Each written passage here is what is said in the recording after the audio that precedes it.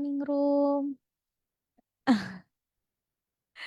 Saatnya untuk kita bersama dengan Sabar Hamengja. Sambil bertanya, hambanya menjawab yang akan menjawab pertanyaan Good News Family. Ya, yang tadi request sudah saya puterin, sebisa mungkin sudah saya puterin semua. Tapi kalau dari jam 9 sampai jam setengah 11 atau 1,5 jam ke depan, itu artinya kita ada di Sabar Hamenja. Dan saya sudah terhubung melalui aplikasi Zoom nih dengan em, yang akan menjawab pertanyaan Anda. Kalau Ningrum yang jawab benar banyak salahnya. Tapi kalau yang jawab beliau ini gitu ya, wih, pasti benar. Pagi Bu, Pagi Ningrum, apa kabar Bu? dahsyat dan luar biasa. Karena Oke, Tuhan masih di Yesus kota selalu Semarang. memberkati. Masih Ningrum, Oh masih ya Bu ya. Oke, dan masih bersama dengan Bu Elizabeth yang akan menjawab pertanyaan kita pagi ini. Dan ini mungkin akhir tahun gitu ya. Jadi berapa kali pertemuan terus kita udah pindah tahun baru gitu ya. Udah tahun yang baru. Jadi yang mau nanya silakan kirimkan pertanyaannya di 081225225949 atau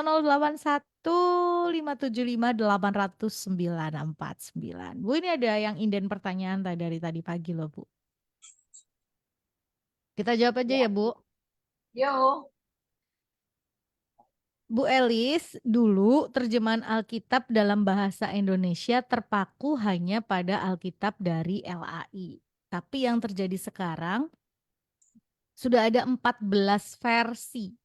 Mohon tanggapan dan rekomendasi Ibu dari banyaknya versi ini, apa semua saling mendukung atau memiliki esensi yang sama? Terima kasih dari Pak Pandan. Pagi Pak Pandan. pagi Pak Pandan. Hmm. Iya, biasanya saling mendukung, cuman meleset sedikit-sedikit ya.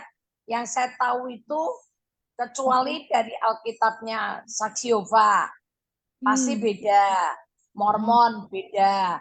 Tapi Hmm. kalau versinya yang dari LAI, yang dari bahasa apa gitu ya, bahasa Hmm. Jawa, bahasa Sunda, bahasa apa, eh, terpotnya sedikit-sedikit sih. Hmm. Cuman kalau saya jujur, saya paling suka bahasa Jawa. Mungkin karena kurang Jowo ya. Jadi saya lebih suka karena pengertian Alkitab bahasa Jawa itu jeru, dalam Hmm. gitu. Hmm. Kayak Apa? kayak Hmm.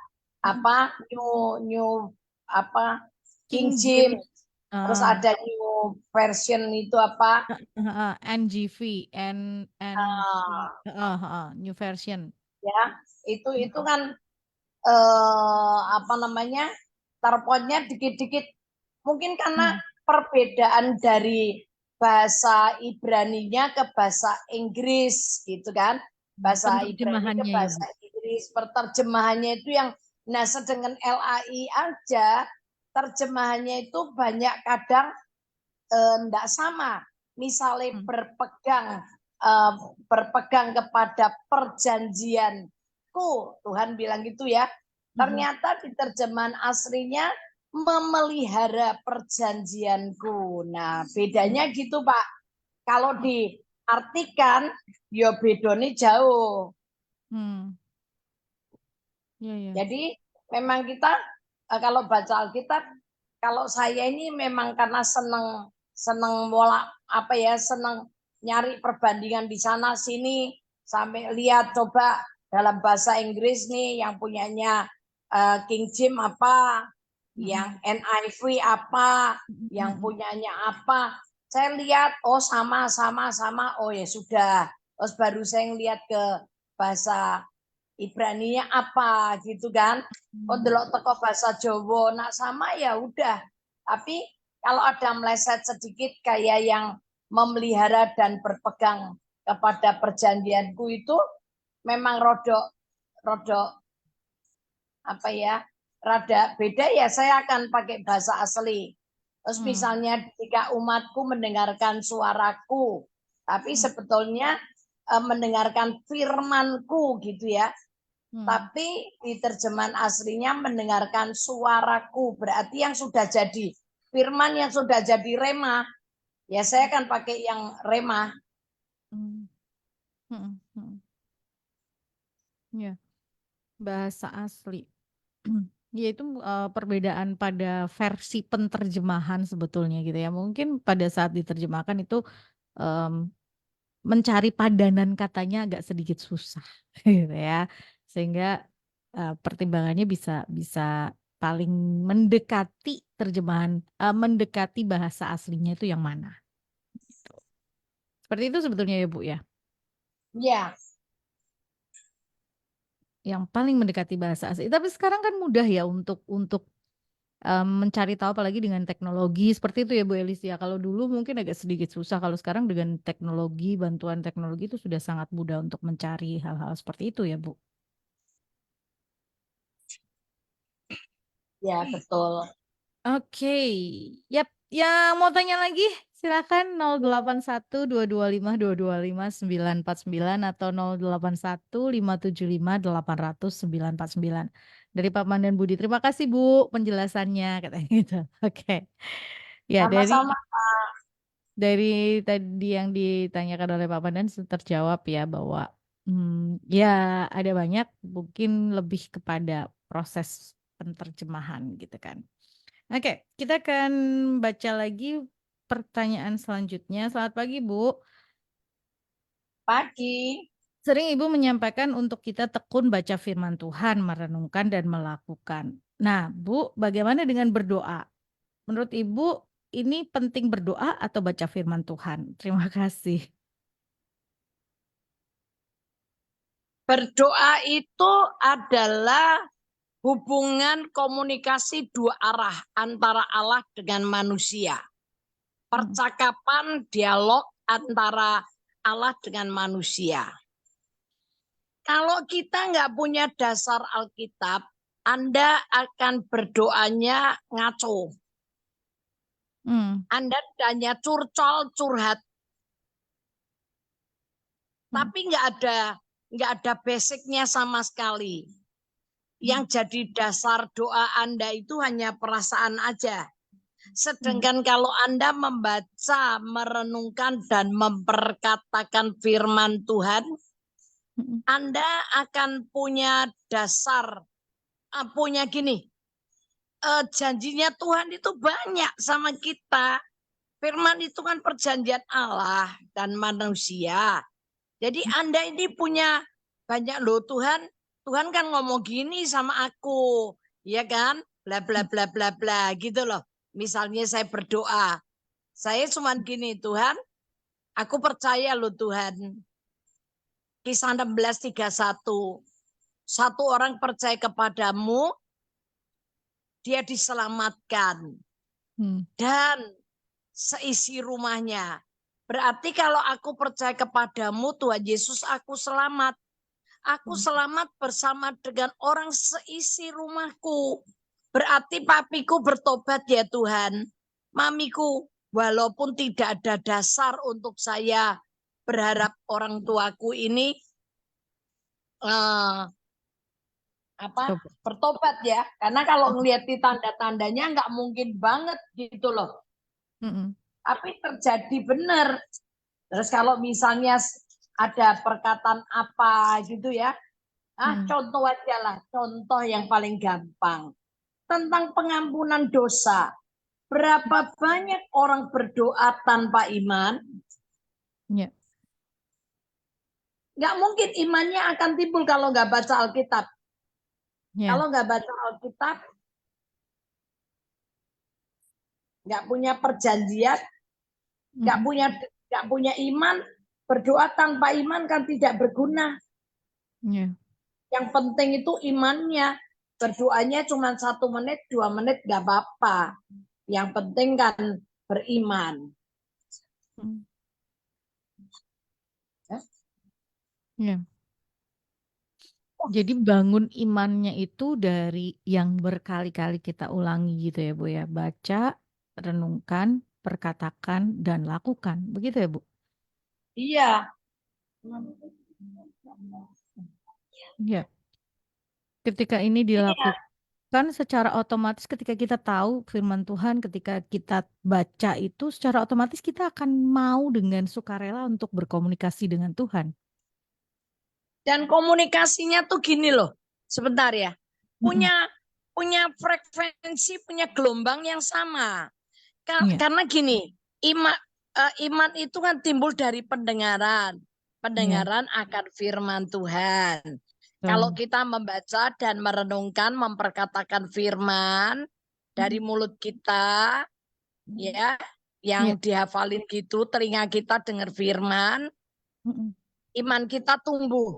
Nah, iman ini sebagai dasar untuk kita berharap dan komunikasi sama Tuhan. Mm-mm. Sekarang gini, kalau orang tidak pernah percaya dosanya diampuni Tuhan, dia Mm-mm. itu doanya sama Tuhan itu dengan ragu-ragu. Iya. Tuhan, layak enggak ya aku ini terima pertolonganmu? Ampuni aku Tuhan, aku ini orang berdosa. Loh wis piye wis diampuni tetap ngakuni ini aku ini orang berdosa. Terus doanya gini, Tuhan jangan tinggalkan aku. Tuhan jangan tinggalkan aku. Lah ini doanya kan bukan doanya orang beriman toh. Kalau Iya. orang beriman kan menghadapi apapun dia bilang, aku mengucap syukur Tuhan karena Engkau selalu menyertai aku. Kau enggak pernah biarkan aku sendiri.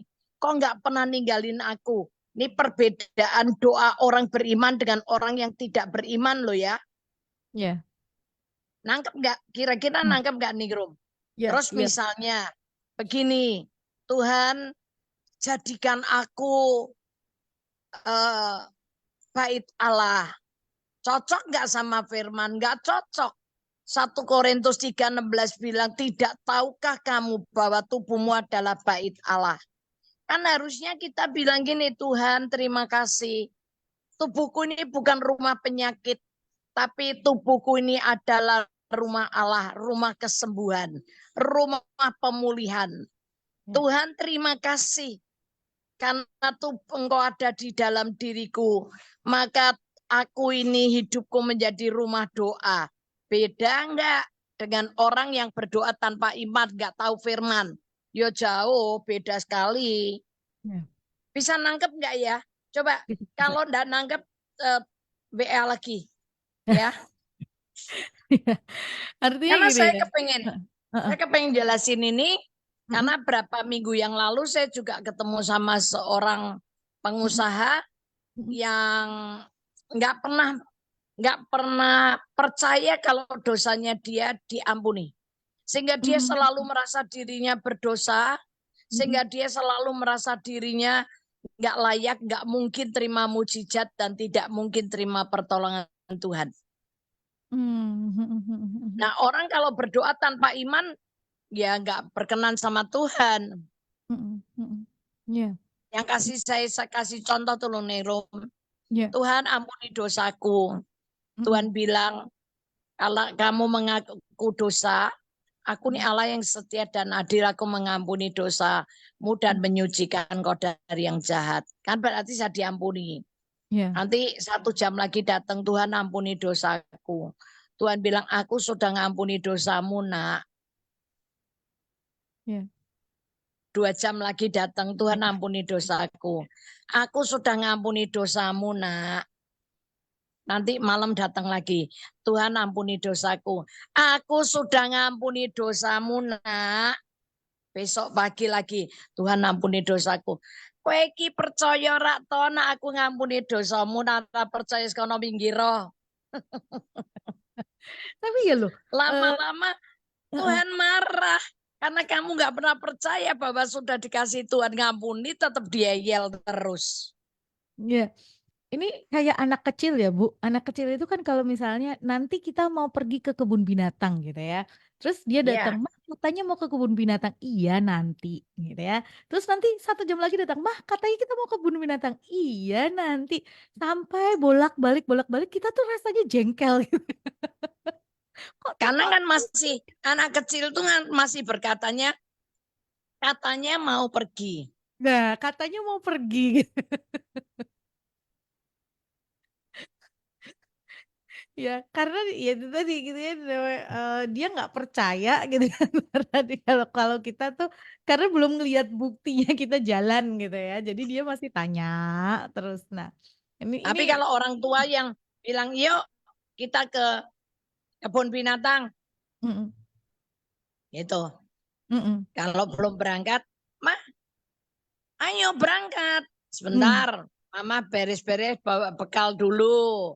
mhm, Tapi kan anak itu udah percaya. Kalau iya, apalagi anak itu udah kenal mamanya, papanya setiap kali berjanji selalu pasti, ditepatin. Ya mhm kan? mhm mhm, iya, Makanya bilang mhm, nggak bisa. iya, Tanpa baca Alkitab Anda nggak punya iman. mhm, Hanya mengimani dirimu sendiri. Jadi hanya nggak ada dasar lah. iya. Harus baca Alkitab. Ini tadi kan pertanyaannya penting mana, persoalannya bukan penting mana, tetapi persoalannya adalah ketika kita berdoa dengan iman, itu adalah doa yang penuh kuasa gitu ya, persoalannya justru di situ.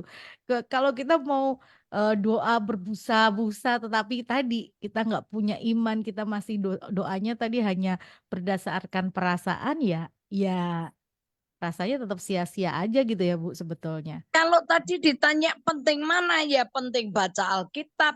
Mmm, Karena apa? Doa itu kita nggak usah doa aja, Tuhan aja tahu memberikan dan menyediakan segala kebutuhan kita kok. ya Gitu kan? Kalau ya, kita baca Alkitab, otomatis iman kita tumbuh sendiri. Nggak usah berdoa lipat tangan tutup mata. Nggak usah gitu. Hanya batin aja Bapak sudah menyediakan kok. ya, Cuman kalau sudah kedekatan kita dengan Bapak itu tahu menyediakan segala kebutuhan kita kan otomatis kita deket ya. ya, Pasti kita akan gini terus. Makasih ya Tuhan kau baik. Makasih ya Tuhan kau bekerja tidak terlambat. Ini mhm, kan doa. ya, Ini kan doa, walaupun dia tidak lipat tangan dan tutup mata. Tapi ini sudah bentuk doa, komunikasi. ya, Ada perkataan luapan dari hati kita yang mengucap syukur sama Tuhan itu sudah doa. ya, Jadi kalau ditanya penting mana? Penting baca Alkitab. penting baca Alkitab. Penting merenungkan dan memperkatakan Tuhan. Itu sangat penting, sangat penting. Karena tanpa baca Alkitab Anda nggak akan timbul iman.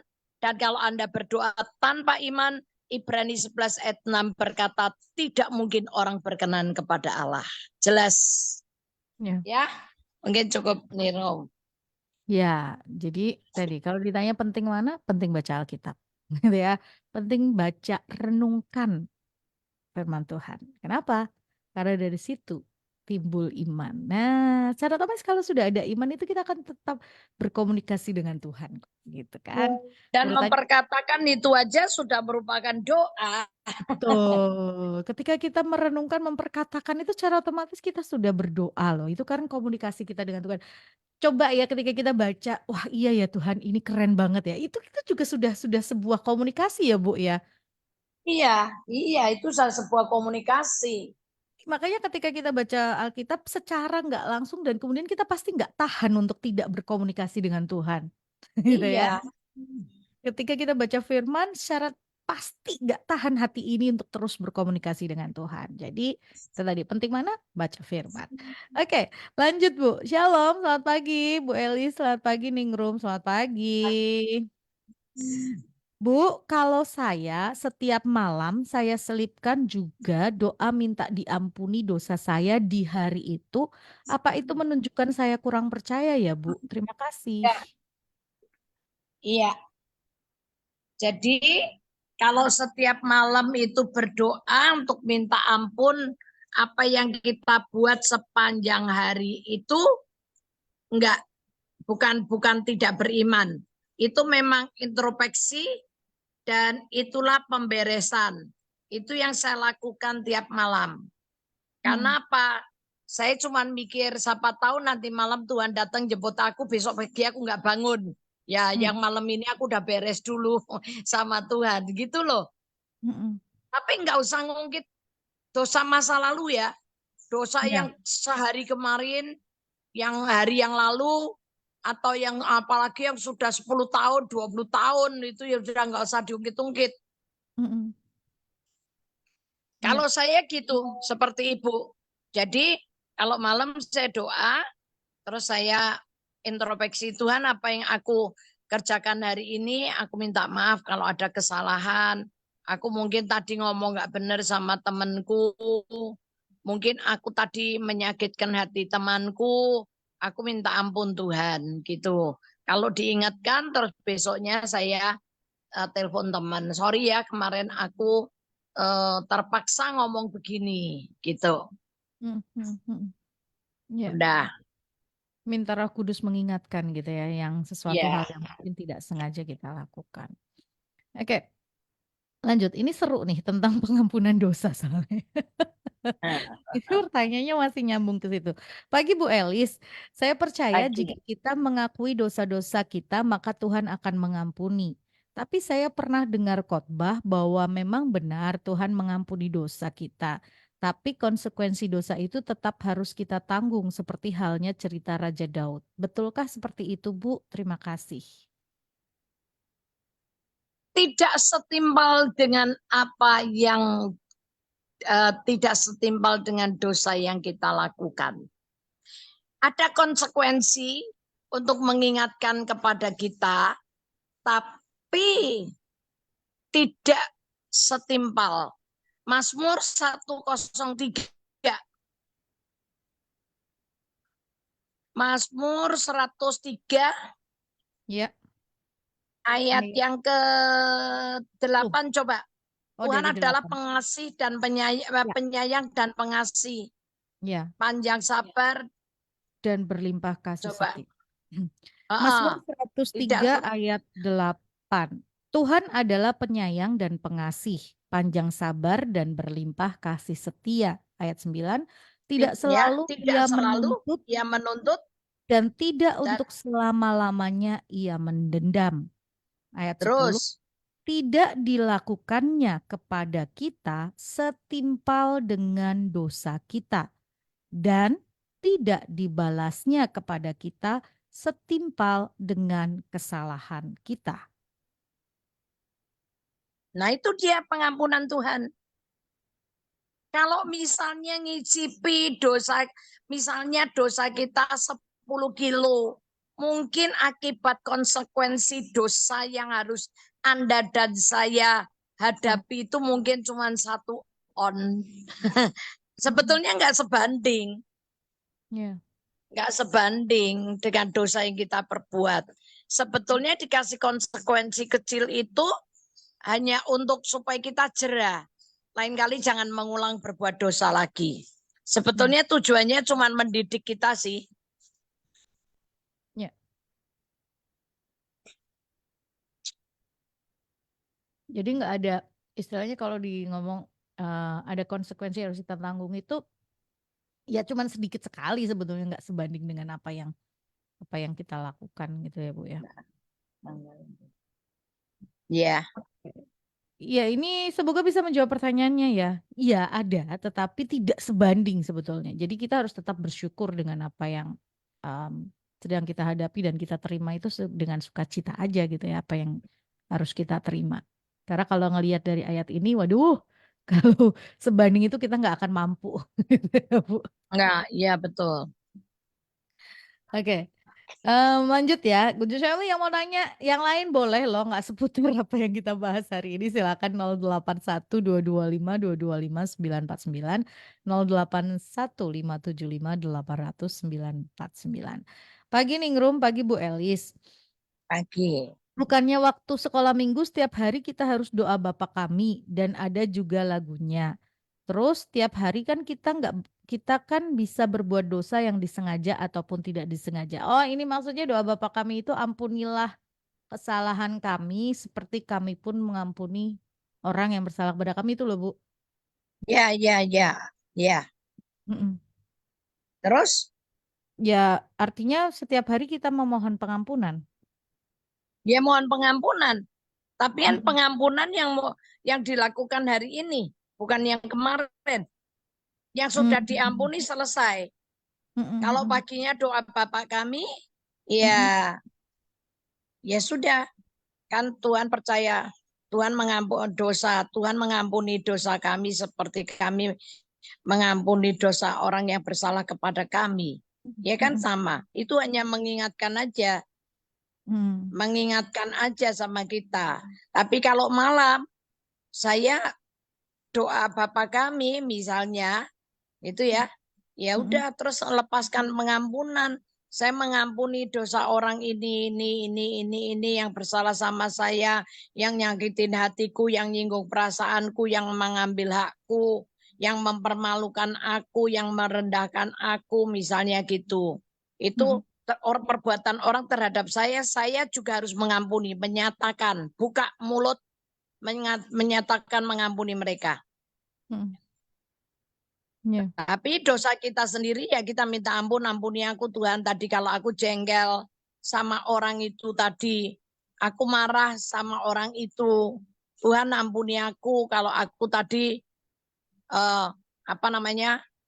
sakit hati, kecewa sama orang itu gitu. Karena ini pengaruh loh, kuasa untuk mengampuni sudah diberikan Tuhan buat kita. Kalau zaman Daud kan enggak. Dia dosa, dia minta maaf. Dia dosa, dia minta ampun sama Tuhan.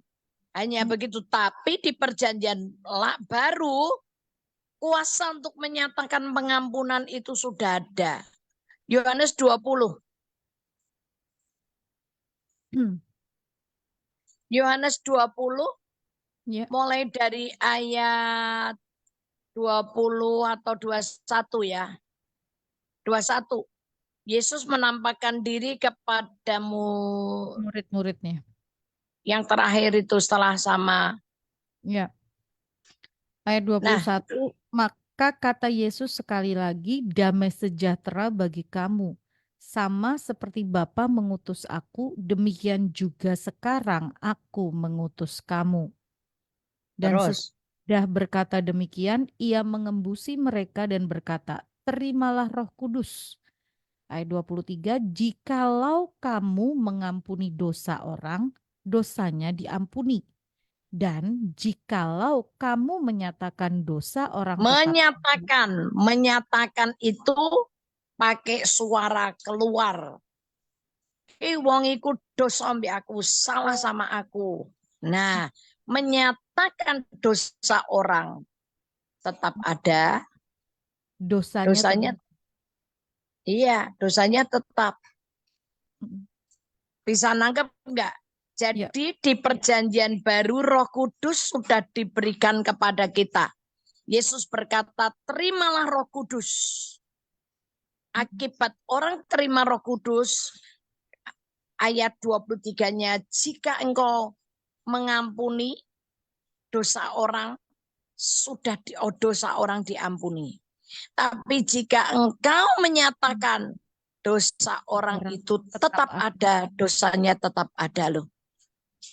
Jadi ini kuasa pengampunan sudah ada di tangan kita ini. Mau ngampuni apa enggak tuh kita. Ya kan? Tapi ada sanksi. Walaupun hak untuk mengampuni atau tidak itu ada sama diri kita, tapi ada sanksi orang yang tidak mengampuni dosa bagaimana? Matius 6 ayat 14 dan 15.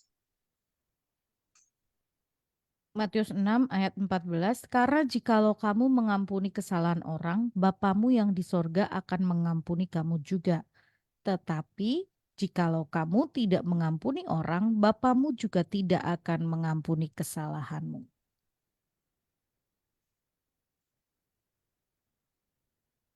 Jelas ya? Ya.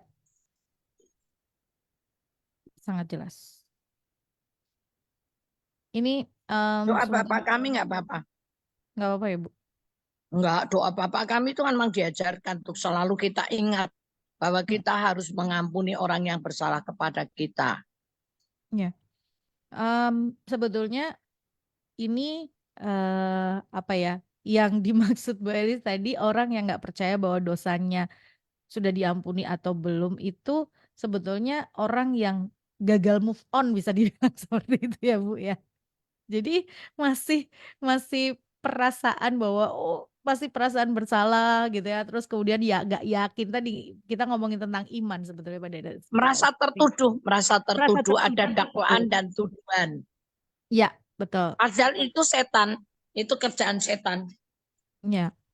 Tapi beda cerita kalau misalnya setiap malam kita datang sama Tuhan, kita bilang, Tuhan ingatkan, apa sih yang mungkin ada sesuatu hal yang tidak sengaja aku menyakiti hati orang dengan perkataan, dengan perbuatan, dan Roh Kudus akan ingatkan kita dan kita minta ampun di situ. Ya, semoga jelas ya. Jadi sebetulnya yang dimaksud tadi di awal boleh sampaikan itu orang-orang yang masih dengan dosa-dosa lama itu masih ada perasaan tertuduh, ada tadi gagal untuk bergerak gitu kan, gagal move on kalau kata anak sekarang tuh. Oke, lanjut. Ini ada pertanyaan lagi. Yang mau nanya boleh ya, silakan ya. 081225225949 atau 081575 800 949. Pagi Bu, tolong tanya, kenapa ya setiap kali jatuh pada pencobaan dan masalah, terus ke depannya kok saya juga selalu jatuh pada hal yang sama? Padahal saya sudah berdoa agar diluputkan.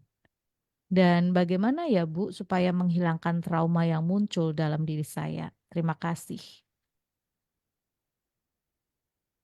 Coba Ningrum, Ya Bu, saya kurang jelas itu. Tadi kenapa setiap kali jatuh di tempat setiap pencobaan, kali jatuh pada pencobaan dan masalah, terus ke depannya jatuh lagi pada hal yang sama. Padahal pada saat jatuh terus sudah berdoa agar diluputkan.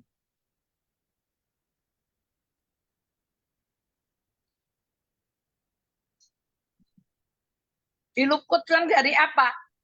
Dari pencobaan dan masalah. Ya ini doanya ini harusnya bukan begitu, bukan diluputkan. Doa Bapak kami itu dan janganlah membawa kami ke dalam pencobaan, melainkan lepaskanlah. Ya kan? Ya. Sekarang masalah dan pencobaan itu tidak akan pernah habis dalam hidup kita. Selama kita hidup ini, kita ini akan selalu menghadapi tantangan, cobaan. Untuk apa? Hanya cobaan-cobaan itu seperti saya katakan dulu, seperti batu-batu menonjol di gunung. Mm-mm. Untuk apa? Membuat kita bisa naik lebih tinggi. Ya. Ya. Mm-mm. Nah, pencobaan yang Tuhan izinkan itu hanya dipakai Tuhan sebagai batu pijakan yang lebih untuk membuat Anda imannya next level, Ya. naik tingkat. Tapi Mm-mm. kalau Anda malah jadi nggak semangat gini, ya sikapnya aja yang harus berubah. Cara pandang atau sudut pandang menghadapi masalah Mm-mm. itu yang harus berubah. Ya. Nggak apa-apa kok. Masalah itu bertubi-tubi. Mm-mm. Bahkan ada yang alami masalah itu gini. Aduh sepertinya mau nafas saja, Susah. baru mau nafas saja, belum nafas saja datang lagi masalah. Belum lagi selesai. Itu ngadepi masalah. Itu dulu saya. Tapi setelah saya punya sudut pandang masalah, oh berarti habis ini aku akan dapat berkat Tuhan. Oh Ya. habis ini aku akan dapat berkat Tuhan. Wah itu buat saya bergairah menghadapi masalahnya. Saya merespon sesuai dengan firman Tuhan. Nah pengertian ini aja Bu. Jangan Mm-mm. ibu sampai tergeletak justru. Kok terus jadi trauma. Jangan. Mm-mm. Seperti yang kemarin saya katakan di minggu yang lalu. Siapa yang mencobai Tuhan nggak pernah mencobai. Ya. Dan Tuhan tidak pernah dicobai oleh si jahat. Tapi setiap orang kan dicobai oleh keinginan hatinya sendiri. Kalau keinginannya dia sudah dipikat oleh keinginannya, terus dia diseret oleh keinginan itu, dan keinginan itu kalau sudah dilakukan mendatangkan dosa, dan dosa itu upahnya adalah maut, kematian. Iya. Ya, jadi ngelihat bahwa cara makem untuk Anda bisa menghadapi tantangan ini balik ketika Anda baca Alkitab, merenungkan dan memperkatakan. Ketika Anda punya masalah, persoalan, atau ada pencobaan, Anda pasti merespon seperti yang Anda baca, yang Anda renungkan dan perkatakan. Nah, Iya. di situ Anda akan next level.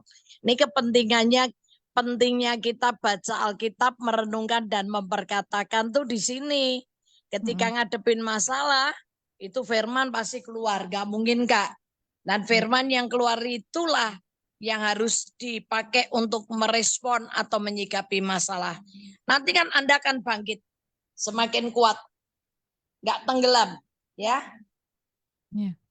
Mungkin itu nih Rum. Iya. Semoga menjawab pertanyaannya gitu ya. Tadi bahwa sudut pandangnya yang dirubah. Lihat persoalan atau masalah yang sedang kita hadapi itu adalah salah satu jalan untuk membawa kita naik gitu ya, semakin dekat dengan Tuhan. Oke, kalau ada yang belum jelas silahkan tanyakan lagi, boleh. Nanti kita akan jawab. Ini ada telepon yang masuk, kita jawab terlebih dahulu ya, Bu. Halo, selamat Iya. pagi. Halo. Iya, halo, selamat pagi. Iya, selamat pagi, Ibu. Suaranya kecil sekali, bisa lebih keras? Halo, selamat pagi. Maaf, agak nggak enak lahirnya. Oh iya, iya. Silakan Ibu. Gimana pertanyaannya? Iya. Saya mau menanyakan kepada Ibu Elizabeth, kenapa ya setiap saya berdoa memejamkan mata, itu selalu saya menangis gitu. Itu penyebabnya apa? Saya nggak tahu gitu. Itu aja yang mau saya tanyakan. Oke, setiap Iya. berdoa pejamkan mata selalu menangis. Iya. Oke, itu aja Bu. Iya. Oke, terima kasih. Terima kasih Ibu. Bu Elis dengar pertanyaannya enggak? Ya, dengar. Iya. Tiap kali berdoa memejamkan mata, dia menangis. Nah, pertanyaannya gini, apakah ketika memejamkan mata Ibu melihat gambar Yesus yang lagi dipaku di kayu salib?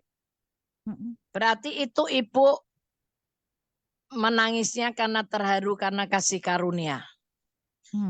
Tapi kalau menangisnya memejamkan mata terus menangis, mungkinkah mengingat penderitaan atau masalah yang sedang dihadapi, sehingga Ibu larut dalam perasaan, Ibu menangis, bisa. Yang penting gini, kalau buat saya bukan masalah itunya ya.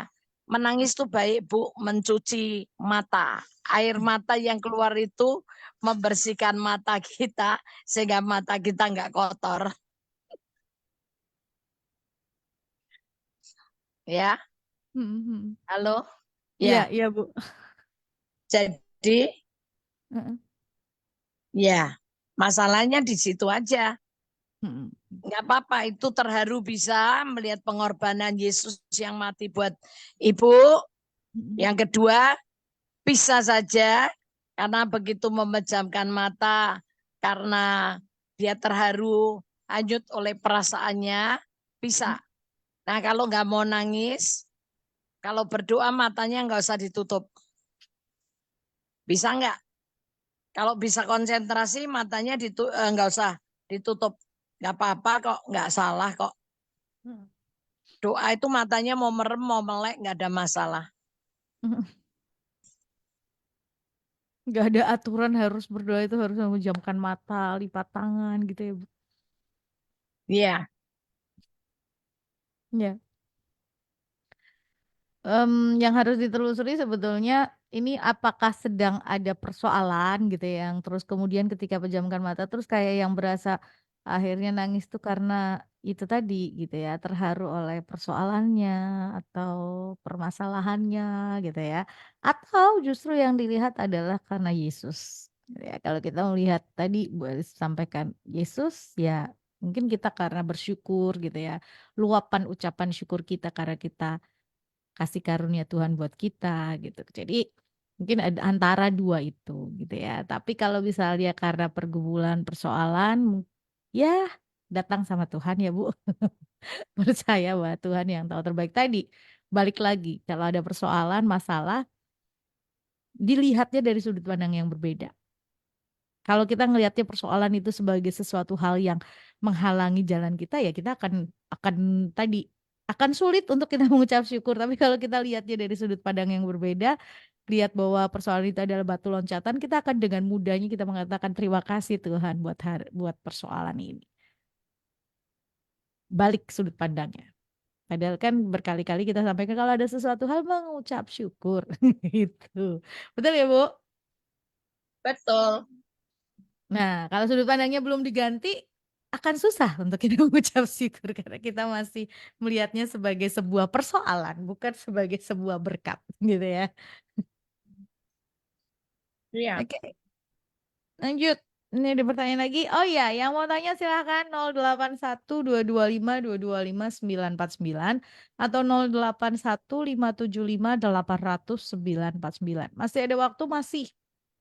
Karena sampai jam setengah 11. Ini udah jam 10 kurang. Setengah 11 kita masih ada di Saber Hamenja. 081 225 225 949 atau 081 575 800 949. Teleponnya juga bisa di 024 8455 949. Selamat pagi, Bu. Pagi. Saya mau curhat katanya. Boleh, saya mau Oh. curhat. Bu, suami saya seringkali tidak pandai mengelola emosi. Sering kami berselisih paham hanya karena persoalan sederhana. Tapi kadang respon suami berlebihan dan emosi meledak-ledak. Saya melihatnya kok malah jadi kekanak-kanakan. Saya tahan-tahan diri saya buat tidak ngomel-ngomel dan mengeluarkan kata-kata yang tidak baik, Bu. Tapi kadang saya merasa lelah untuk menahannya terus. Apa yang harus saya lakukan ya, Bu? Terima kasih. Nggak usah ditahan, tapi dilempar. Hmm. Dilemparin kejengkelannya, Mm-mm. perasaan ibu ke Tuhan. Dengan cepat begitu lihat reaksi suami yang lagi overacting itu, langsung buka suara. Dalam nama Yesus Tuhan, aku ngampuni suamiku yang kekanak-kanaan. Dalam nama Yesus Tuhan, aku mencabut semua roh kekanak-kanaan yang ada yang sedang bekerja dalam hidup suamiku.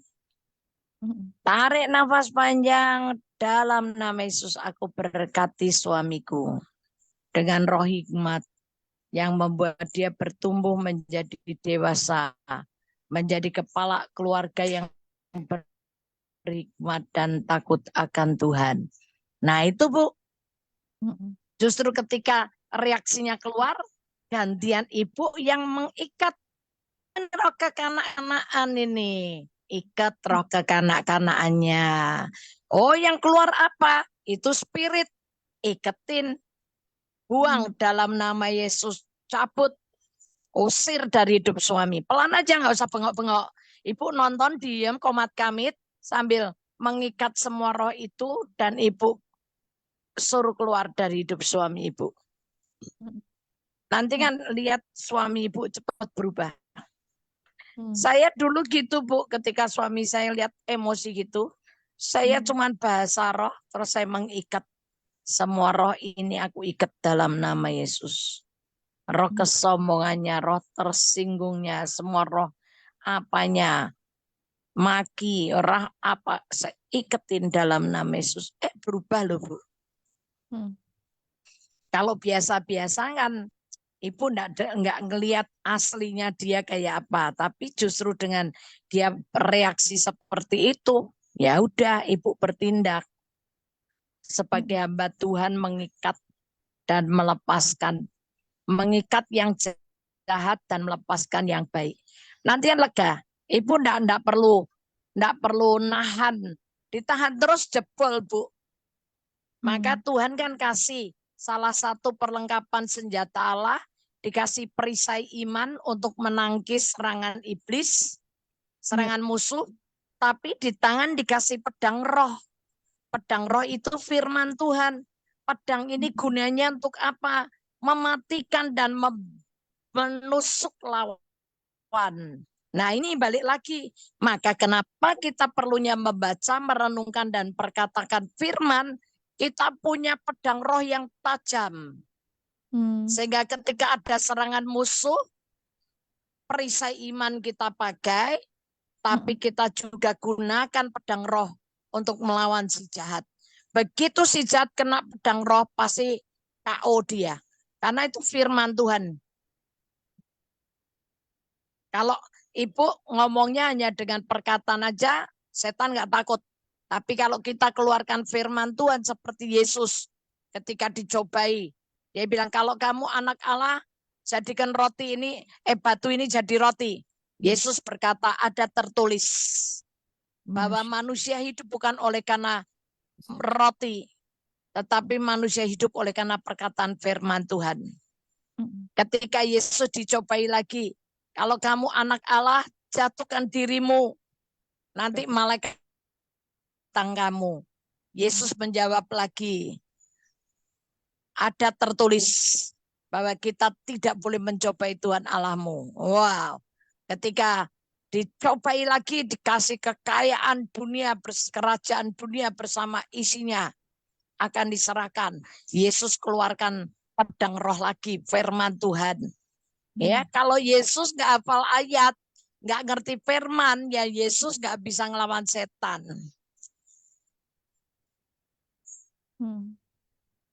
Nangkep ya? Jadi ketika suami ibu reaksi gitu, ayo berperang. Tapi bukan dengan fisik ya, perang rohani. Perangnya jangan terus kemudian diajak adu, adu mulut atau malah justru peperangan piring terbang ya Bu. Iya. Iya, oke. Jadi tadi balik lagi, iman ini harus benar-benar kuat gitu ya. Iman ini harus benar-benar ada gitu kan. Firman Tuhan ini harus benar-benar ada di dalam hidup kita sehingga kita bisa menghadapi hal-hal seperti ini gitu ya. Hal-hal yang mungkin kita merasanya, duh kok begini gitu ya. Ya, kalau kita nggak punya firman gimana kita bisa lakukan itu. Lanjut. Oke, semoga jelas ya Bu ya. Kalau masih ada pertanyaannya silahkan bisa kirimkan pertanyaannya ke sini. Ya. Selamat pagi Ningrum dan Bu Elis. Pagi. Dalam menghadapi tahun 2024 ke depan, sikap kita harus bagaimana ya Bu? Terima kasih.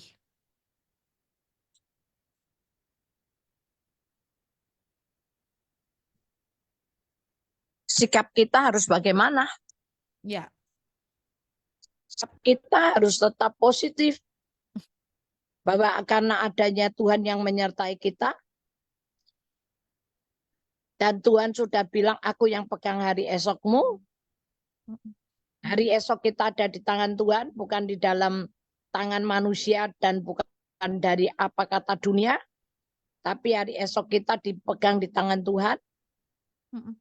Dan harapan kita nggak akan lenyap. Jadi harus tetap ada. Harus tetap ada. Kita harus tetap positif.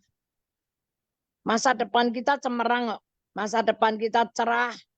Nggak urusan dunia mau gelap, dunia mau kacau, mau apa.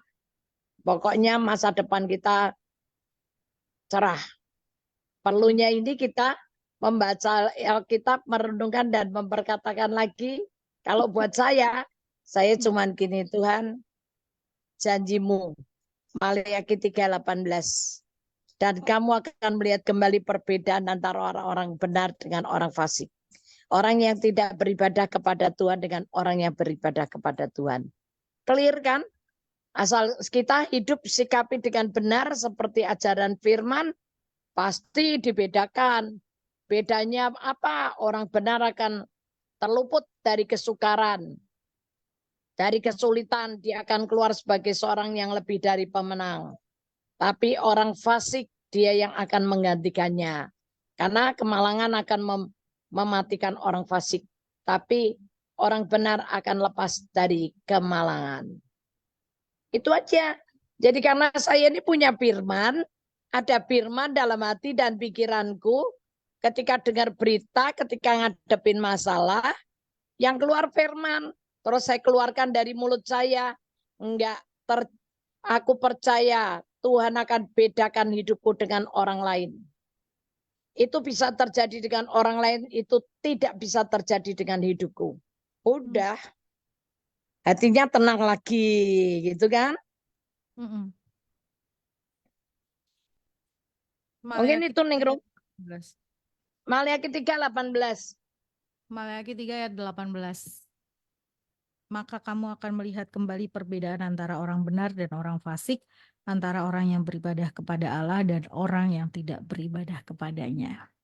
Jadi percaya bahwa Tuhan yang pegang hari esok, percaya bahwa Tuhan yang memegang hidup kita. Apa yang kita takutkan? Ya. Oke. Amsal 11. Ya Bu.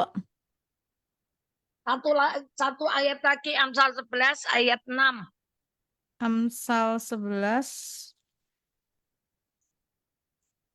ayat 6. Amsal 11 ayat 6. Orang yang jujur dilepaskan oleh... Sorry. 8. Oke. Amsal 11 ayat 8. Orang benar diselamatkan dari kesukaran, lalu orang fasik menggantikannya. Ya udah. Jadi tahun 2024 sikap kita gimana? Hadapi dengan firman Tuhan. Dengan janji Tuhan. Percaya. Setiap masalah selesaikan dengan respon yang benar. Seperti yang diajarkan Yesus. Maka nggak ada kegelapan dalam hidup kita. Amin. Lanjut. Ya, Ningrum. Iya, tetap lanjutkan hidup kita dalam jalan gitu ya. Karena janji Tuhan itu ada dalam hidup kita. Oke. Selamat pagi Bu, saya mau tanya, tahun 2023 hampir berakhir. Tapi di tahun ini saya baca firman tidak ngikutin bacaan yang selesai 1 tahun. Pertanyaan saya, berarti di tahun 2024 saya masih melanjutkan bacaan saya atau saya harus ngikutin bacaan setahun ya Bu? Terima kasih. Lanjutin aja. Lanjutin Bacaan aja. Anda. Yang Anda baca aja. Lanjutin. Oke. Tapi memang mungkin kalau yang bacaan setahun itu untuk orang-orang yang sedang belajar untuk mendisiplin diri gitu ya Bu ya. Ya. Dan itu untuk pertama-tama aja. Untuk kehidupan orang Kristen yang baru-baru, begitu nggak apa-apa. Tapi nanti kalau sudah 2 putaran yang ketiga, ya diprotoli lebih mendetail gitu. Nanti Jangan hanya sekedar selanjutnya ya nggak sekedar mengejar target selesai, tapi lebih dimengerti dan dipahami. Kalau hanya kejar target selesai nanti bacanya hanya lewat gitu loh sambil lalu, tapi tidak detail memahami, merenungkan gitu ya apa yang ada di dalam firman yang sedang kita baca. Lebih baik tadi yang disampaikan Bu Elis kalau memang ini mulai gitu ya, mulai 1 perikop mungkin atau 1 pasal mungkin untuk kita detail, tapi benar-benar detail ya, kita benar-benar paham, ngerti apa yang kita baca. Jangan sampai terus kemudian dilewatkan dengan begitu saja. Gitu. Kalau cuma kejar target nanti beda beda ceritanya. Iya. Oke. Yang mau lanjut bertanya silakan 081225225949 atau 081575 800 949. Oke. Pagi Bu, saya mau tanya. Pagi. Kemarin malam saya bermimpi, sepertinya saya diserang atau ditindih sesuatu. Pada saat itu saya tidur dengan posisi miring, saya mau berbalik nggak bisa. Setelah saya ucapkan dalam nama Tuhan Yesus, saya langsung terbangun dan bisa membalikan badan saya. Dan mimpi seperti itu sudah beberapa kali saya alami. Yang mau saya tanyakan, mengapa saya sering bermimpi buruk seperti itu? Dan apakah sesuatu itu yang datang di mimpi saya itu kuasa gelap atau kuasa jahat? Lalu apa yang harus saya lakukan, Bu? Terima kasih. Sebelum Tidur. tidur berdoa nggak? Hmm. Satu, itu orang Jawa bilang tindian bisa. Jadi kayak orang keteken gitu. Mm-mm. Tapi kalau enggak, ya yang kedua, setiap kali malam mau berdoa, mau tidur berdoa, Mm-mm. minta malaikat juga menjaga dan melayani tidur Anda. Sehingga Berdoa, Bu, ketika Anda, oke, udah berdoa. Mm-mm. Berarti yang ketiga, berarti ada serangan, ada maksudnya bukan serangan ini ya, ada kuasa gelap, ya udah ibu ikat, ibu usir keluar. Udah, deklarasi iman sambil rumahnya dikuduskan, Hmm. kamarnya dikuduskan Hmm. dengan doa. Perintahkan malaikat menjaga, melindungi, berkemah di sekeliling rumah dan kamar Anda. Nanti kan beda.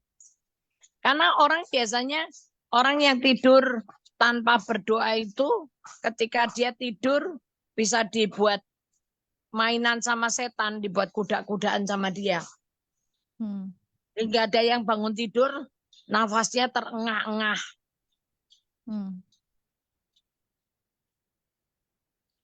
Ada yang bangun tidur badannya capek semua.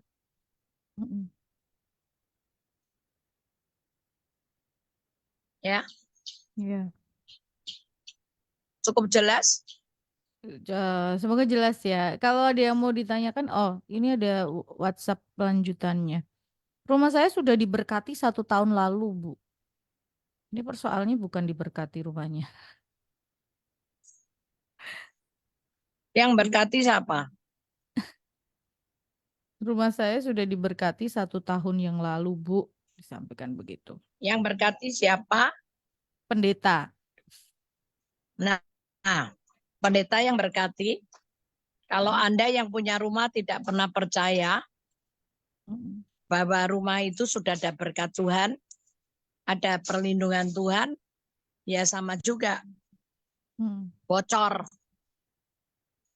Nangkep kan? Makanya dari tadi pagi awal pertemuan kita, penting mana membaca, merenungkan, dan memperkatakan dengan berdoa.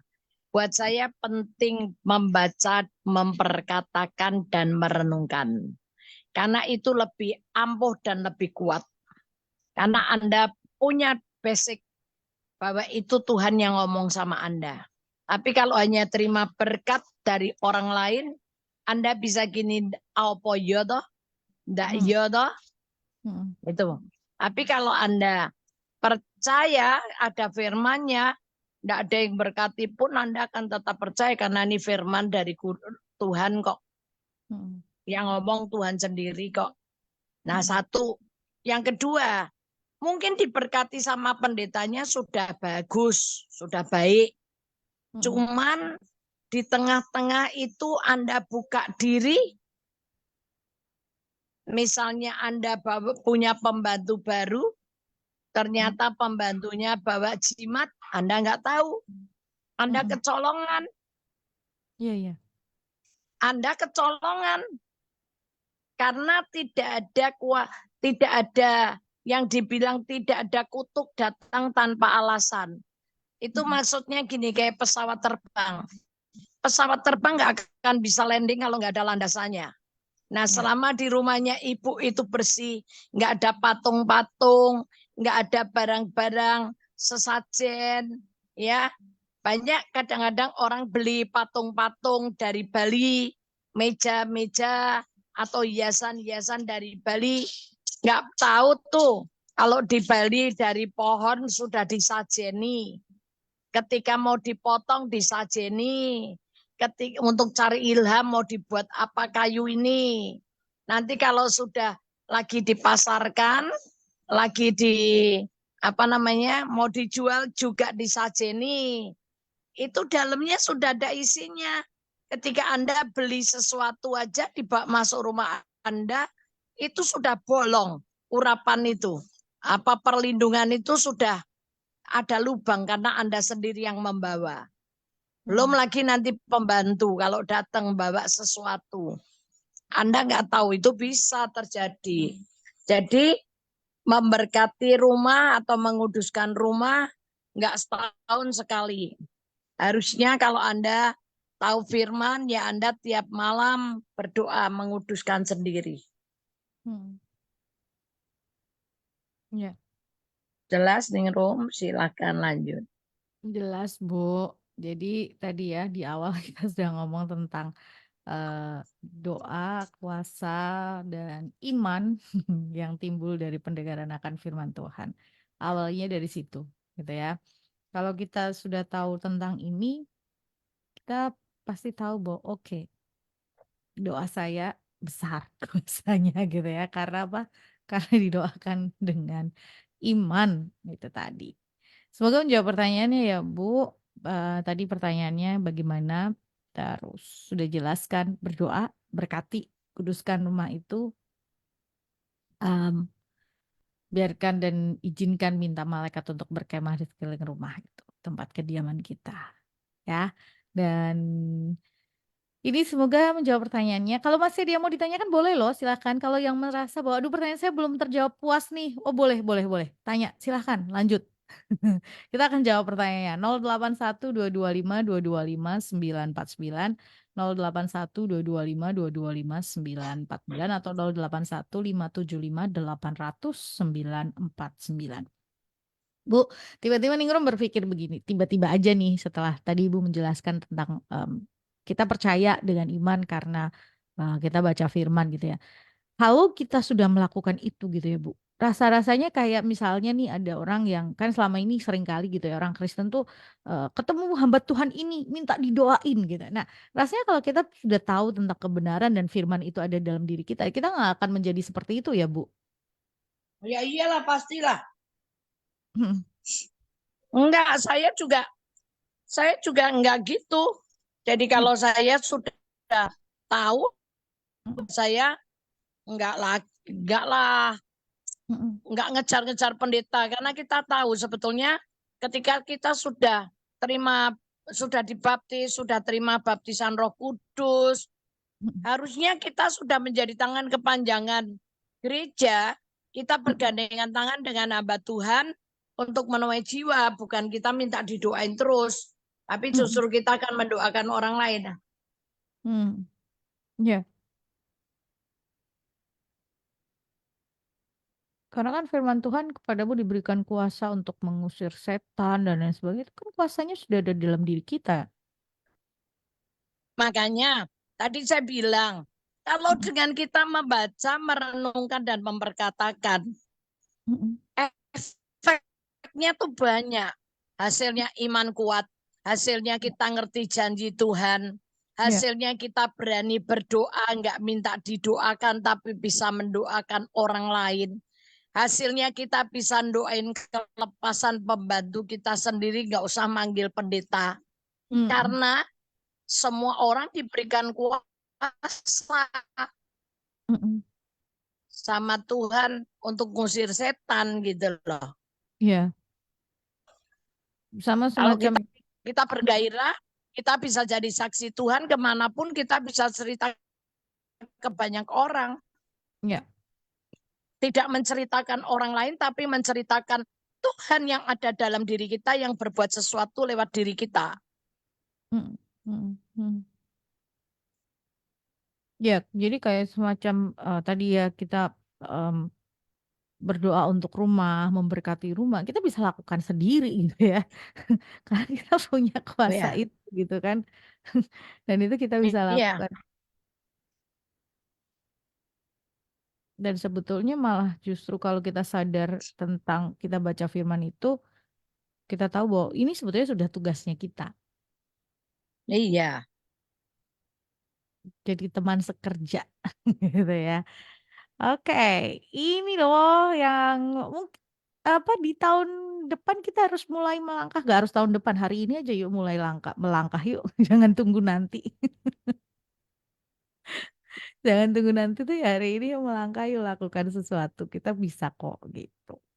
Jangan terus kemudian merasa, waduh saya tuh nanti gitu ya. Malah justru takut itu nanti kita gak punya iman ternyata di situ. 081 225 225 949 081 575 800 949 lagi ya 081 225 225 949 atau 081 575 800 949. Pagi Bu, saya mau nanya, bagaimana caranya kita Oke. bersaksi tentang perbuatan Tuhan di dalam hidup kita, tapi biar kesannya nggak jadi sombong. Terima kasih Bu. Menarik di pertanyaannya. Hmm, hmm. Tahu sombong apa enggak sombong yang tahu diri kita.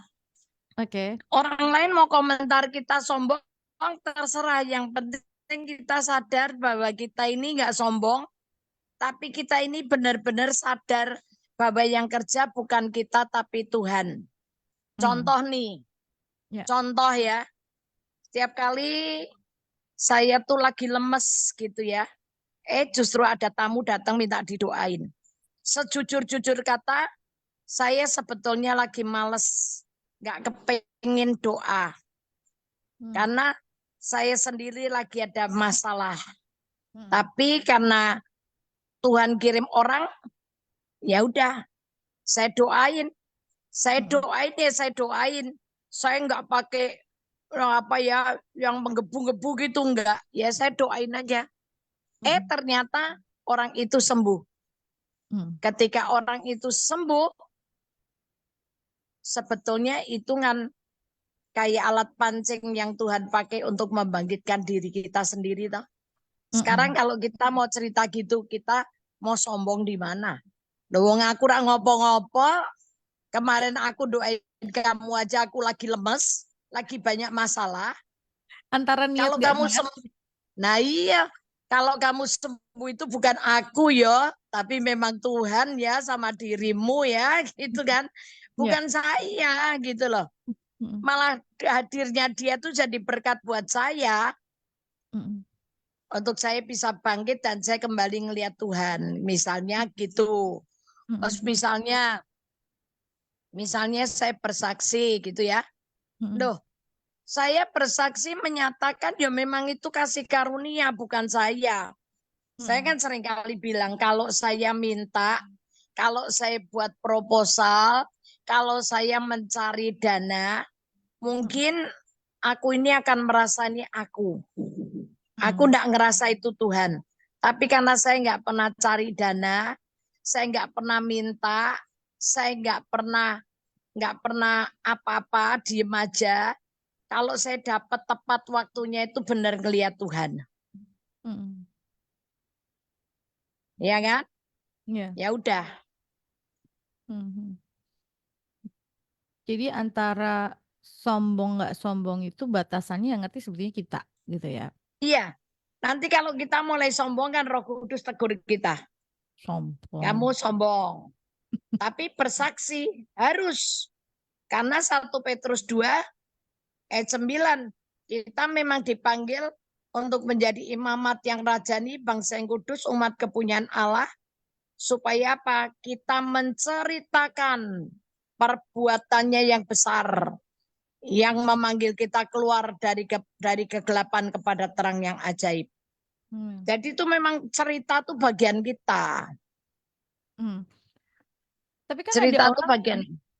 ada orang yang merasa gini Bu, aduh nggak usah lah, nanti dikiranya aku sombong. Itu padahal kita sudah sombong ya Bu kalau udah seperti itu. Iya, kalau sudah gitu berarti memang dia udah sombong. Iya. Ya toh? Iya.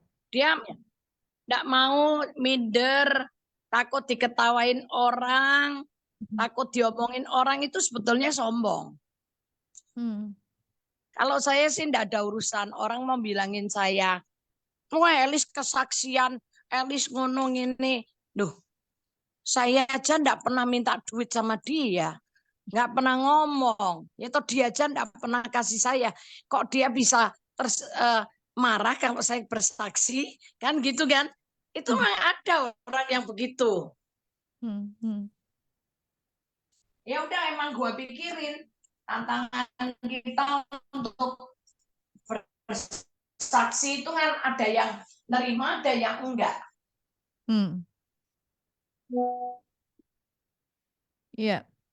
Ini dia yang tanya. Lanjut ya. Ini tadi yang bagaimana bersaksi biar gak kelihatan. Oh ya udah bersaksi aja, cerita aja tentang kebaikan Tuhan gitu ya. Dan pure bahwa kebaikan Tuhan itu murni tanpa andilnya kita gitu ya. Kita tuh gak ada apa-apanya di hadapan Tuhan. Oke, lanjut. Pagi Bu Elis dan Ningrum. Saya mau bertanya. Kejadiannya 4 tahun yang lalu. Waktu itu anak saya masuk rumah sakit. Kemudian waktu bangun tidur pagi itu saya doa dan saya bisa melihat ada anak remaja pakai baju putih dan ada yang bawa alat untuk membersihkan rumah. Dan di situ ada yang berkata, nih lagi menyiapkan tempat karena nanti ada yang mau dijemput. Setelah selesai doa langsung dapat telepon kalau anak saya gagal nafas. Sampai di rumah sakit anak saya sudah tidak sadar dan saya dan sebuah saudara minta maaf. Kemudian saya nyanyi lagu Tuhan Yesus Setia karena saat itu saya anggap badai sedang bergelora. Yang mau saya tanyakan dosa enggak ya saya Bu? Karena waktu itu saya berkata kalau bukan tangan Yesus jangan disambut. Terima kasih.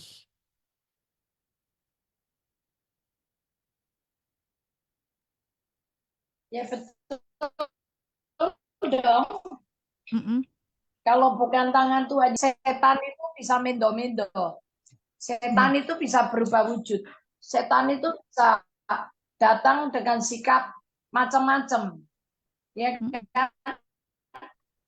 Dia pakai setan datang dalam wujud Yesus bisa nggak? Bisa. Tapi kuasanya, pengampunannya yang dia nggak punya. Kalau cuma bentuknya aja bisa. Karena dia malaikat setan yang menjelma jadi malaikat terang kan? Bisa. Kalau sudah gitu nggak masalah. Berarti ibu tahu bahwa anak ibu ada di dalam tangan Tuhan. Ya. Nah, pengertiannya tidak ada Tuhan. Ada orang nih lo minta didoain, pengen mati, minta didoain sampai hari ini, minta mati terus, dia kepengen mati terus saja, dia udah doa sendiri kepengen mati, ya nggak mati-mati sampai hari ini. Jadi orang harus tahu dia bisa hidup atau dia mati itu karena Tuhan aja, kalau enggak karena Tuhan yang mencabutnya apa, bukan, dia juga enggak bisa kepengen pun. Ibu kepencet mute. Udah. Ningrum? Ya.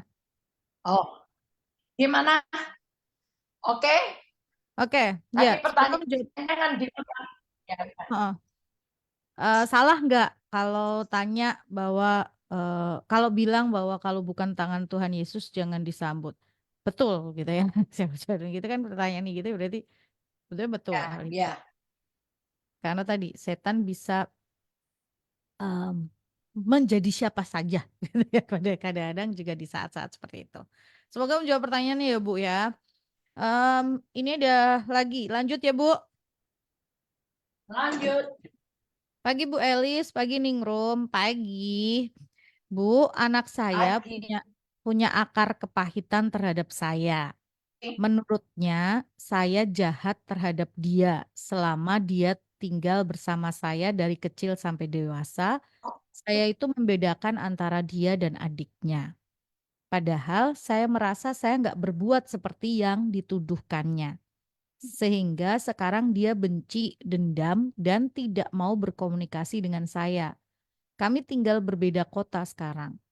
Bagaimana saya harus berdoa mohon kepada Tuhan supaya dipulihkan hubungan kami? Mak, eh, oke, gitu Bu. Bu, masih di mute.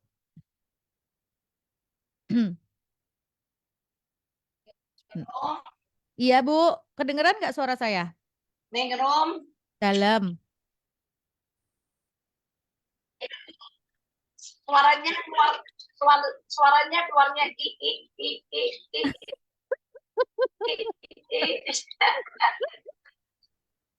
Saya nggak tahu ngomong apa. Orang Ibu keluarnya kan suaranya juga putus-putus loh. Cuman yang kedengaran cuma sebentar. Sekarang kami tinggal beda kota. Cuman itu aja. Yang lain Oke aku Bu, nggak saya tahu. ulangi. Sekarang suara Ningrum udah jelas belum? Udah. Oke, udah. Saya ulangi ya Bu. Ya. Pagi Ningrum, pagi Bu Elis. Ya. Anak saya punya akar kepahitan terhadap saya. Menurutnya, saya itu jahat terhadap dia selama dia tinggal bersama saya dari kecil sampai dewasa. Menurutnya, saya membedakan antara dia dan adiknya.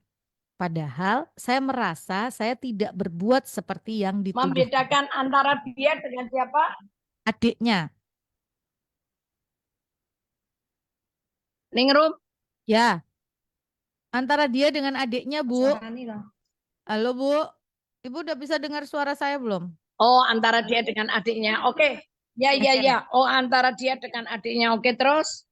Padahal saya merasa saya tidak berbuat seperti yang dituduhkannya. Sekarang dia benci, dendam, nggak mau komunikasi dengan saya karena kami tinggal berbeda kota. Bagaimana saya harus berdoa ya Bu, mohon kepada Tuhan supaya dipulihkan hubungan kami. Terima kasih. Boleh boleh tanya nggak bedanya dia dengan adiknya berapa tahun? Oke, Bu, ini seorang ibu ya. Ibu boleh dijawab nggak bedanya antara si kakak ini dengan adiknya berapa tahun, Bu? Ini lagi menulis. 5 tahun, Bu. Oke. Gini ya. Sorry ya. Hal itu bisa saja terjadi karena biasanya orang tua tidak pernah merasa rasanya dia memang sayang sama semua anaknya. Tapi anak itu yang bisa merasakan apa perbedaan atau perlakuan yang berbeda antara orang tuanya dengan dia atau antara orang tuanya dengan adiknya atau kakaknya. Itu bisa terjadi. Karena saya melayani ada banyak orang ketika anaknya nomor 1 ini benci sekali sama mamanya, nggak suka. Kenapa? Karena setiap kali adiknya jatuh atau adiknya berbuat salah, yang dimarahin, yang dipukul kakaknya. Padahal adiknya ini yang nakalnya luar biasa. Pokoknya orang tuanya nggak mau tahu, tahunya kalau adiknya celaka, jatuh, atau kena masalah, pokoknya yang disalahin kakaknya. Nah kakaknya itu merasa begini, mama itu aneh tante, saya suruh jaga adik, tapi mama enggak tahu kalau adik itu nakal, sedangkan saya sambil belajar. Nanti punya kesalahan apapun, kejadian apapun dengan adik, saya yang dimarahin. Itu satu. Ya, tapi kita pulihkan, kita jelaskan, dan kita kasih tahu orang tuanya, kamu jangan bersikap seperti ini. kesalahan orang tua akan mengakibatkan saudara dengan bersaudara itu tidak rukun. Contoh ya, sikap dari semua tokoh Alkitab antara Ayub dengan Esau. Esau bisa marah, Esau bisa benci, kepengen bunuh Yakub karena apa? Karena sebetulnya perbuatan orang tua. Perbuatan seorang ibu yang membela Yakub daripada Esau. Esau bapaknya si Ishak sayang kepada Ishak sayang kepada Esau, Rahel sayang kepada Yakub. Ini bisa menimbulkan akhirnya saudara bersaudara bisa saling membenci. Ya. Kejadian bisa seperti itu. Nah, yang saya alami sendiri, dulu saya sebelum kenal Yesus, saya juga marah. Saya juga benci, saya juga sakit hati sama mami saya. Kenapa saya dipukuli terus? Kakakku nggak pernah dipukul, nggak pernah diajar. Sedangkan saya tiap hari diajar. Kakak saya dibelikan baju, dibelikan alat tulis yang bagus-bagus. Kalau saya enggak, saya dikasih harta warisan alias lungsuran. Saya marah. Nanti kalau makan, kakakku disiapin telur satu, misalnya daging. Saya enggak, misalnya. Saya bisa marah. Saya benci. Tapi ketika saya bertobat, terima Yesus, lahir baru, Roh Kudus berbicara sama saya baru sadar, gitu loh. Saya sadar. Kenapa saya dipukuli? Karena dari 6 bersaudara, saya paling nakal. Kenapa mami saya sayang sama kakak saya? Karena kakak saya memang orangnya penurut dan baik hati, orangnya diem, nggak kayak saya kakean tingkah. Ya, ada banyak alasan kenapa mami saya sayang sama kakak saya. Dan nurut saya ketika saya bertobat itu normal. Saya yang nggak benar, makanya saya yang bertobat. Saya dulu sama kakak saya ini juga nggak suka ada roh persaingan.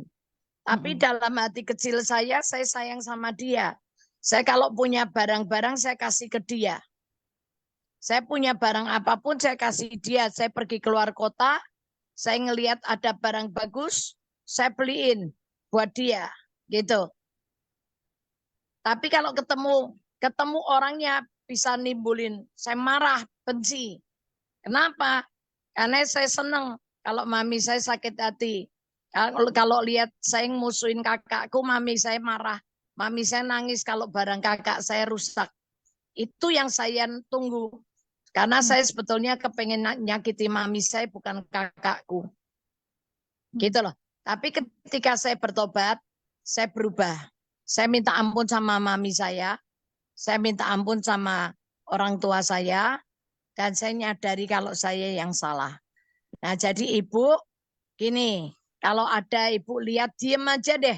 Selama ini kan ibu merasa, aku biasa aja, sama aja. Biasanya orang yang berlaku begitu, nggak sadar sih, memang nggak sadar. Dia berasanya, aku biasa aja. Tapi sebetulnya sayang apa enggak dalam hati itu orang tua pasti tahu kok. Kalau mau ngomong jujur pasti tahu. Coba jujur aja dengan hati. Kalau memang ada kesalahan ibu tulis surat aja atau WA minta maaf sama anak ini. Maafin kalau mama salah ya sama kamu ya nak, gitu aja. Kalau sudah ya ibu yang WA ke dia yang apa, minta maaf aja sama dia. Nggak ada salahnya kan, karena orang tua juga bisa berbuat salah. Dan di Kolose bilang, hai orang tua, jangan sakiti hati anakmu. Tanpa terasa kadang-kadang orang tua itu nyakiti hati anak. Nah, yang kedua, saya baru sadar kenapa mami saya kalau ngajar saya itu kayak orang kalap, kayak orang kesetanan kalap gitu. Wah, apa aja yang dipegang dia dipukulin ke saya. Kenapa? Setelah saya gede begini saya sadar. Mami saya dulu jengkel sama papi saya. Karena papi saya itu penjudi, nggak bisa dijak ngomong. Kalau sudah uang dihabisin di meja judi, dia nggak urusan sama keluarga. Nah, mami saya jengkel sama papi saya tapi nggak bisa berbuat apa-apa. Pas lihat anaknya nakal. Wih, pelampiasan. Wah, aku digebuki sak kanyang-kanyange, sak kemeng-kemengi, babak belur. Ya, padahal kalau ngelihat sekarang mami saya itu sama saya itu sayang banget. Jadi itu peristiwa memang bisa terjadi dan itu hanya tipu muslihat iblis kok. Yang kepengen ngadu domba antara kita dengan orang tua, antara saudara dengan saudara dan sebagainya. Ya, oke. Mungkin semoga menjawab. Ya, kalau menjawab berdoa, Bu. Jadi apa yang harus dilakukan? Berdoa. Dan kalau memang Roh Kudus ingatkan, ibu ada kesalahan, ibu minta maaf aja sama anak itu lebih dulu. Nggak ada Ya. masalah. Orang tua minta maaf dulu sama anak, nggak ada masalah. Ya. Jangan lupa juga kalau mungkin ibu merasa ada sakit hati juga kepada si anak, ibu juga mengampuni juga Ngomong. gitu ya. Ya. Ya. Ampuni juga dia bahwa aku mengampuninya gitu. Karena kadang-kadang itu imbal balik ya Bu ya antara satu dengan yang lain gitu kan. Yang anaknya sakit hati, ibunya juga kok aku dibeginikan, itu juga bisa jadi gitu kan. Ada perasaan sakit hati juga. Tapi sekali lagi kalau memang ini minta maaf aja, terus kemudian minta Tuhan juga untuk memulihkan hubungan ini. Karena kan eh, rancangan Tuhan buat keluarga itu nggak ada nggak tercerai berai gitu ya. Justru dalam keluarga ini ada kerukunan, ada damai sejahtera gitu. Oke. Em, Terakhir Bu, 10.30 nih. Bu Elis mau pesan buat Good News Family atau buat mendengar? Oh, ini si ibu tadi yang bertanya tentang apa namanya anaknya yang sakit hati ini, Bu. Bu, firman yang mana ya, Bu, untuk menuntun berdoa, untuk tuntunan doa? Untuk tuntunan doa firman yang mana? Itu Yes. firman bisa dirangkai, Bu. Misalnya ibu mau berdoa yang mana? Untuk berdoa yang apa? Misalnya berdoa untuk kesembuhan. Bisa bilang Tuhan, 1 Korintus 3:16, aku percaya tubuhku adalah bait Allah. Ya kan? Tubuhku adalah rumah Allah, bukan rumah penyakit, bukan rumah sakit. Jadi aku perintahkan dalam nama Yesus semua sakit penyakit pergi, tinggalkan aku. Disambung dengan 1 Petrus 2 ayat 24. Sebab oleh bilur-bilur Yesus, aku sudah sembuh. Nah, bisa disambung lagi dengan kata Tuhan Yesus bilang, aku mau, jadilah kamu sembuh. Aku percaya Tuhan Yesus mau sembuhkan aku.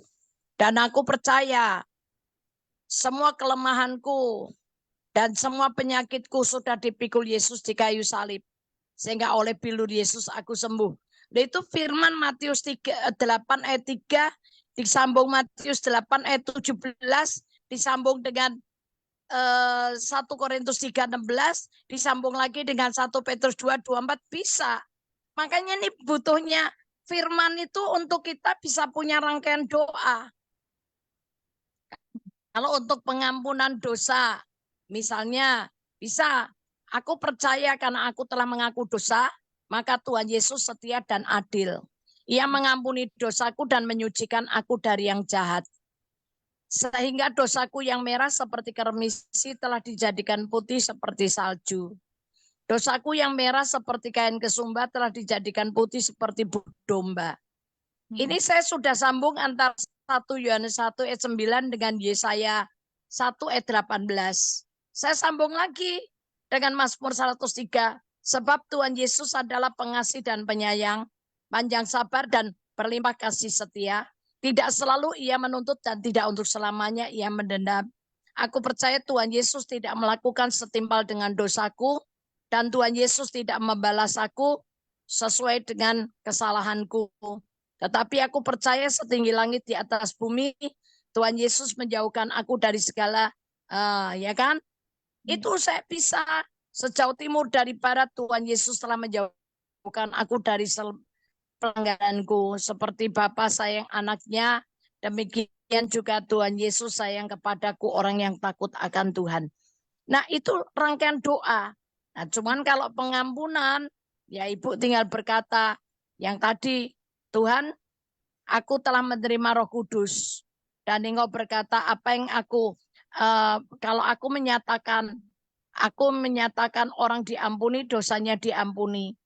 Tapi kalau aku menyatakan dosa orang itu tetap ada, dosanya tetap ada.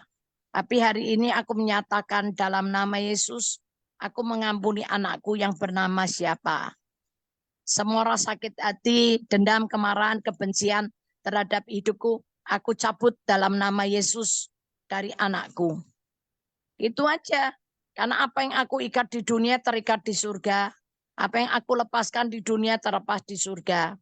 Maka lepaskan berkat anakku penuh dengan damai sejahtera, ketenangan, insyaf, sadar akan adanya dosa kebenaran dan penghakiman.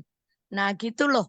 Itu perlunya kita membaca, merenungkan, dan memperkatakan sehingga nanti kita bisa merangkai dari ayat satu ke ayat yang lain. Salah enggak? Enggak. Karena semua berdasarkan dari firman Tuhan. Ya. Kalau Ibu mau cari di IG saya. Di IG saya nanti di situ ada pengakuan iman untuk dipakai buat doa boleh. Sementara itu ngajarin aja. Nanti Ibu bisa merangkai sendiri. Ya. Ya. Oke. Di IG-nya Bu Elis ya, setiap hari itu ada ininya juga. Oke, Bu, terakhir Bu, pesan buat Good News Family, buat pendengar semuanya. Tetap semangat. Ya. Baca Alkitab. Yes. Merenungkan dan memperkatakannya. Amin. Ya. Ya. Ngalami Tuhan. Dan biarkan firman ini menjadi satu kenyataan dalam hidup Anda dan saya. Sehingga hidup Anda dan saya bagaikan suratan Allah yang terbuka. Tanpa baca Alkitab, orang akan tahu siapa kita. Bahwa kita ini murid Yesus. Oke? Tuhan Amin. Yesus berkati. Sampai ketemu minggu depan. Amin. Ya, amin. Sampai ketemu Bu Elis. Terima kasih. Yuk. Ya, terima kasih buat Anda Good News Family yang sudah bergabung bersama dengan saya. Terima kasih untuk kebersamaannya. Sampai jumpa di kesempatan yang akan datang ya. See you.